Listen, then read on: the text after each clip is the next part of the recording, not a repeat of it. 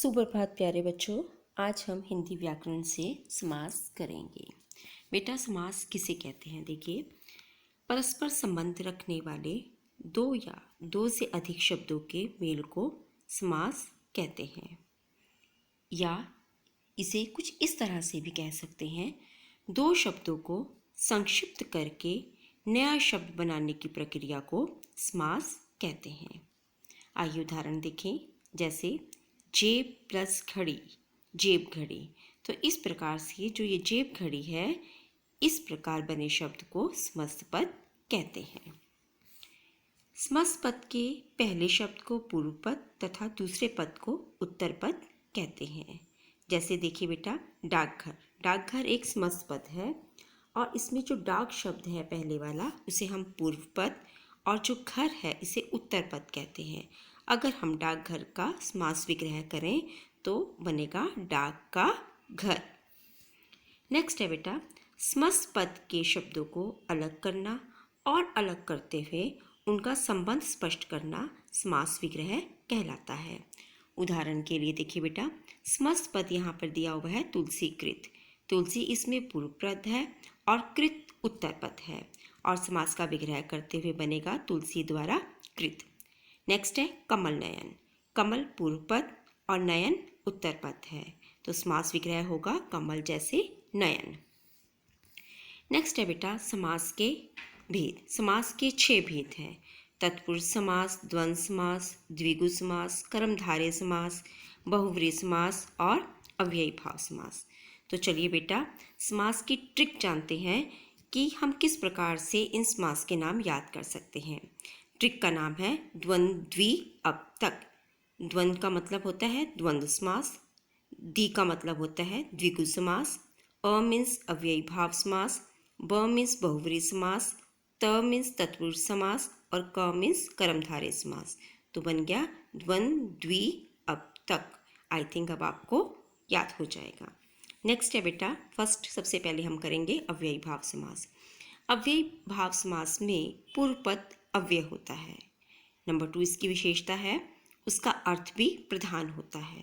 Number 3, इस समास का समस्त पद भी अव्यय होता है। यह समस्त पद लिंग, कारक, वचन की दृष्टि से नहीं बदलता। इस समास के समस्त पद में कभी कभी एक शब्द 2 बार भी आ जाता है। देखिए यहाँ पर उदाहरण है, जैसे यथाशक्ति, शक्ति के अनुसार, यथा नियम, नियम के अनुसार, भरपेट, पेट भरकर, रातों रात, रात ही रात में, हाथों हाथ, हाथ ही हाथ में। तो रातों रात एक जैसे शब्द हो गए और हाथों हाथ एक जैसे शब्द हो गए, तो इसलिए यहाँ पर अव्ययी भाव समास होगा। नेक्स्ट है बेटा तत्पुरुष समास। इस समास में दूसरा पद प्रधान होता है, और इसकी दूसरी विशेषता क्या है कि इस समास में समस्त पद का विग्रह करते समय पूर्व पद और उत्तर पद के बीच में कारक चिन्ह लगा दिया जाता है, और समस्त पद बनाते समय दोनों शब्दों के बीच आने वाले कारक चिन्हों का लोप हो जाता है। उदाहरण के लिए देखिए बेटा, जन्म रोगी, ये समस्त पद है, और जब हम इसका विग्रह करेंगे तो बन जाएगा जन्म से रोगी। तो बीच में कारक विभक्ति, कारक चिन्ह क्या लग गया? से। नेक्स्ट है स्वर्ग को प्राप्त। तो स्वर्ग को प्राप्त समस्त पद है और इसका विग्रह है, और अगर हम इसको समस्त पद बनाएंगे तो को जो शब्द है कारक चिन्ह इसका लोप हो जाएगा। डाक गाड़ी, डाक के लिए गाड़ी। देश का वासी, देशवासी। आप बीती, आप पर बीती। देखिए बेटा, तत्पुरुष के आगे 6 भेद होते हैं जिनका परिचय अब हम पढ़ेंगे। नंबर 1, कर्म कारक तत्पुरुष। कर्म कारक तत्पुरुष में इसमें कर्म कारक की जो विभक्ति होती है को का यहाँ पर लोप पाया जाता है। जैसे स्वर्ग प्राप्त, स्वर्ग को प्राप्त। देशगत, देश को गत, गत मीन्स गया हुआ। यश प्राप्त, यश को प्राप्त। आशातीत, आशा को लांगा हुआ। गृहिकात, गृह को आगत, आगत मीन्स आया हुआ। ग्रामगत, ग्राम को गत अर्थात गांव को गया हुआ। नेक्स्ट है करण कारक तत्पुरुष। इसमें करण कारक की विभक्ति से तथा के द्वारा का लोप पाया जाता है। जैसे हस्तलिखित, हस्त से लिखित। तुलसीकृत, तुलसी से कृत। मनगढ़ंत, मन से गढ़ी हुई। अकाल पीड़ित, अकाल से पीड़ित। मनमाना, मन से माना। जन्म रोगी, जन्म से रोगी। नेक्स्ट है बेटा संप्रदान कारक तत्पुरुष। इसमें संप्रदान कारक की विभक्ति के लिए का लोप पाया जाता है। जैसे देशभक्ति, देश के लिए भक्ति। यज्ञशाला, यज्ञ के लिए शाला। रसोई घर, रसोई के लिए घर। हथकड़ी, हाथों के लिए कड़ी। नेक्स्ट है अपादान कारक तत्पुरुष। इसमें अपादान कारक की विभक्ति से का लोप पाया जाता है। आपने देखा था बेटा करण में भी से लगता है और अपादान में भी से लगता है, लेकिन करण में साधन के लिए प्रयोग किया जाता है, जैसे बच्चा कलम से लिखता है। लेकिन अपादान में यहाँ पर अलग होने के लिए, जैसे वृक्ष से पत्ता गिरता है तो ये अपादान होता है। जैसे बंधन मुक्त, बंधन से मुक्त, यानी कि उसके बंधन जो है वो मुक्त हो गए हैं, वो आज़ाद हो गया है, तो अलगाव के लिए से लगाते हैं। जन्मांध, जन्म से अंधा। नेक्स्ट है बेटा संबंध कारक तत्पुरुष। इसमें संबंध कारक की विभक्ति का, की, के का लोप पाया जाता है। जैसे राजरानी, राज्य की रानी। अमचूर, आम का चूर। बैलगाड़ी, बैलों की गाड़ी। वनमानुष, वन का मानुष। दीनानाथ, दीनों के नाथ। पराधीन, पर के अधीन, यानी कि दूसरों के अधीन। पवन पुत्र, पवन का पुत्र। नेक्स्ट है बेटा अधिकरण कारक तत्पुरुष। इसमें अधिकरण कारक की विभक्ति में और पर का लोप पाया जाता है। जैसे देशाटन, देशों में अटन। वनवास, वन में वास। गृह प्रवेश, गृह में प्रवेश। शरणागत, शरण में आगत। शोकमगन, शोक में मग्न। आप बीती, अपने पर बीती। घुड़सवार, घोड़े पर सवार। नेक्स्ट है बेटा द्वंद्व समास। द्वंद्व समास की पहचान है कि इसके समस्त पद के पूर्व पद और उत्तर पद के बीच में योजक चिन्ह लगा होता है और इसमें दोनों ही पद समान होते हैं। पूर्व पद भी समान होता है, उत्तर पद भी समान होते हैं और दोनों ही प्रधान भी होते हैं। थर्ड डेफिनेशन इसकी विशेषता है बेटा, इसमें समस्त पद का विग्रह करते समय पूर्व पद और उत्तर पद के बीच में या, और, तथा, अथवा जैसे योजक लगा दिए जाते हैं और समस्त पद बनाते समय दो शब्दों को मिलाने वाले योजकों का लोप हो जाता है।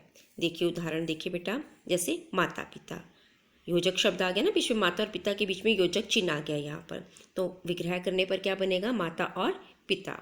रात, अब देखिए रात और दिन, ये दे रखा है हमारे पास विग्रह है। अगर हम इसका समस्त पद बनाएंगे तो रात दिन बना देंगे, बीच में योजक चिन्ह लगा देंगे। ठंडा गरम, ठंडा और गरम। दाल और चावल, दाल चावल। पूर्व पश्चिम, पूर्व और पश्चिम। नेक्स्ट है बेटा द्विगु समास। इस समास में पहला पद संख्यावाची होता है और दूसरा पद प्रधान होता है। उदाहरण के लिए देखिए पंचवटी, 5 वटों का समूह।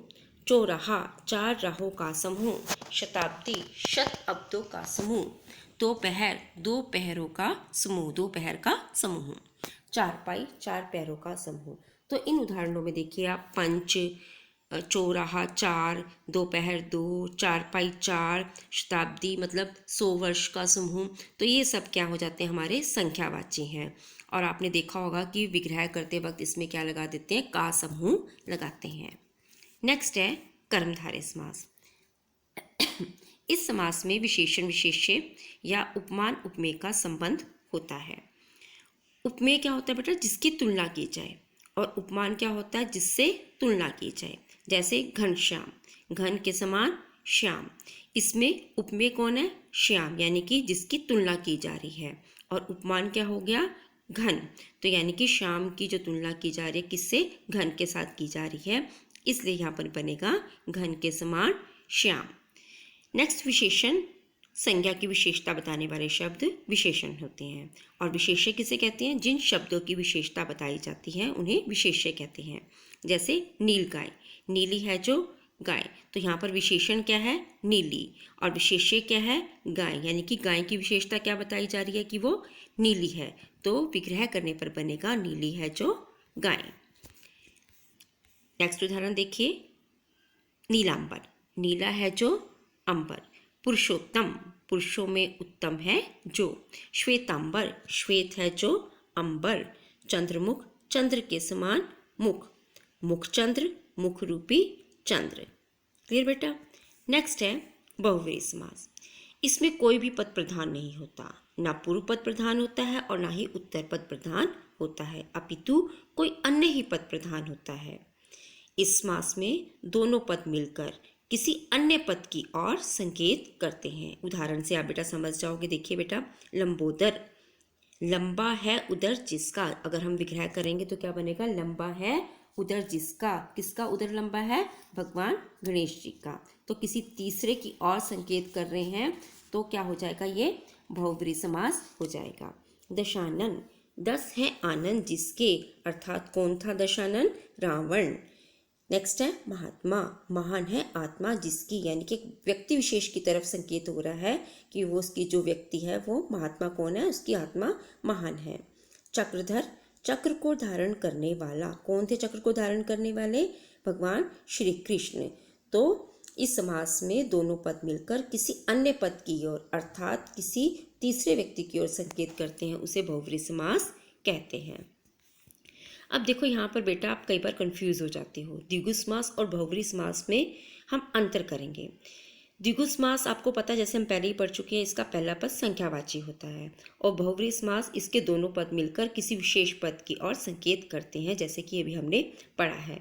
यहाँ पर आप उदाहरण देखिए, चतुर्भुज, तो इसका अगर हम विग्रह करते हैं तो आता है चार भुजाओं का समूह, क्योंकि इसमें क्या आ गई, गिनती आ गई, संख्या आ गई, इसलिए ये द्विगु समास हो गया। और अगर चतुर्भुज को हम लिखे चार भुजाएं हैं जिसकी, अर्थात भगवान विष्णु, तब हम क्या लिखेंगे, बहुव्रीहि समास।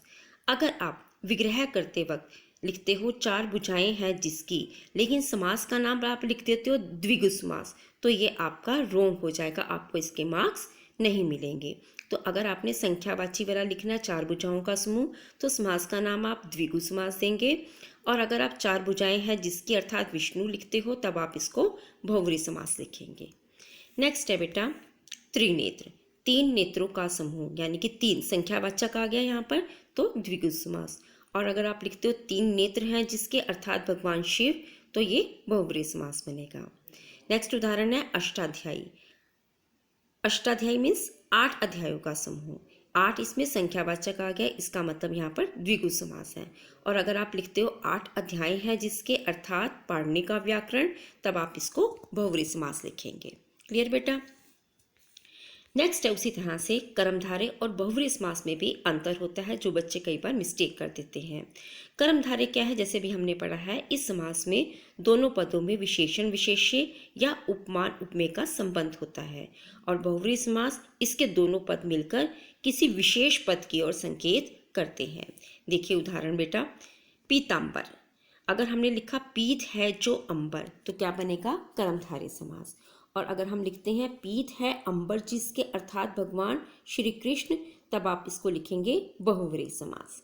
क्लियर। नेक्स्ट उदाहरण है बेटा नीलकंठ, नीला है जो कंठ, तो बनेगा कर्मधारय समास। और नीला है कंठ जिसका, अर्थात शिव, तब हम इसे लिखेंगे बहुव्रीहि समास। नेक्स्ट है उदाहरण घनश्याम, अगर हम लिखते हैं घन के समान श्याम, तब बन जाएगा कर्मधारय समास। लेकिन अगर हम लिखते हैं घन के समान श्याम है जो, अर्थात भगवान श्री कृष्ण, तब हम इसे लिखेंगे बहुव्रीहि समास। आई थिंक आपको बेटा ये समझ आ गया होगा। आपने अपनी बुक से भी इसको अच्छे से रीडिंग करनी है बेटा। धन्यवाद।